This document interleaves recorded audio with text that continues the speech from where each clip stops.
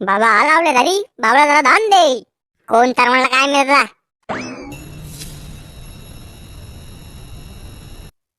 बाबा आला आपल्या घरी, बाबाला जरा दान दे. दान नसन तर पान दे, पान नसन तर चुम्मा दे. आधी घंटा दान करू तुम्हाला, माझ्याकडे तर फुटी कवडी नसे. हा मग वरच्या 10 रुपयात नोट लग जग करवायली बे. ती कस काय आली? टीव्हीने चालताय का म्हातारी मारलाय? हा मग मला देऊन दे. कशाला जी? तेवढेच पुण्य होणं बेटा तुले. एवढ्या माणसांनी मला दान केले म्हणून ते आज करोडपती झाले. आणि त्यातलाच एक अंबानी होता. मी त्याला एका दिवशी खायला एक वडापाव मागितला, त्याने मला 2 वडापाव दिले, म्हणून तो आज करोडपती बनला. नाहीतर त्याने वडापाव दिले नसते तर मी ते उज्ज्वल भविष्य खराब करून टाकले असते.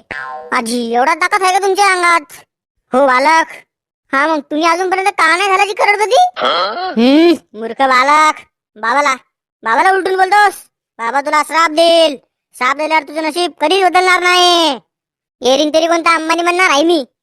बनू शकतो बालक, तू पण बनू शकतो. तू पण श्रीमंत बनू शकतोस. कसं काय जी? माझ्या आशीर्वादाने. हा मग तुमचा आशीर्वाद तुम्हाला का नाही लागत जी?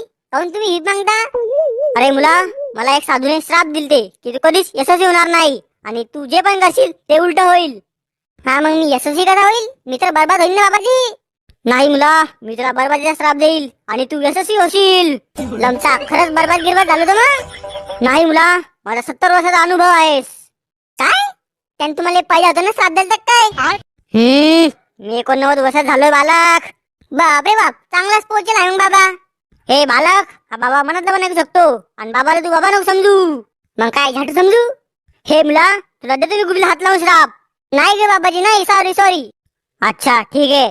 आणि त्या साधूने मला असं पण श्राप दिलता की तू आयुष्यभर भीक मागशील, म्हणूनच मी करोडपती नाही झालो. आता तुला साऱ्या प्रश्नांची उत्तरे मिळाली असतीलच. हो बाबाजी. हा दे मग 10ची नोट. येऊन जाऊन मा रोटीवर जाऊन येताची तुम्ही. मला 10च्या नोटीचा खर्रा खावायचा आहे ना. तुला तू दान कर जरा.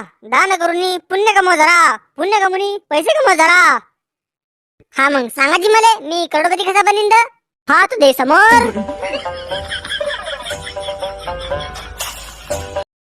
धन्यवाद मंडळी, पूर्ण व्हिडिओ बघितल्याबद्दल. आणि व्हिडिओ आवडला असेल तर नक्कीच लाईक, कमेंट आणि तुमच्या मित्रांना शेअर करा. आणि पुढचा व्हिडिओ कसा पाहिजे नक्की कमेंट करून सांगा. जय श्रीराम.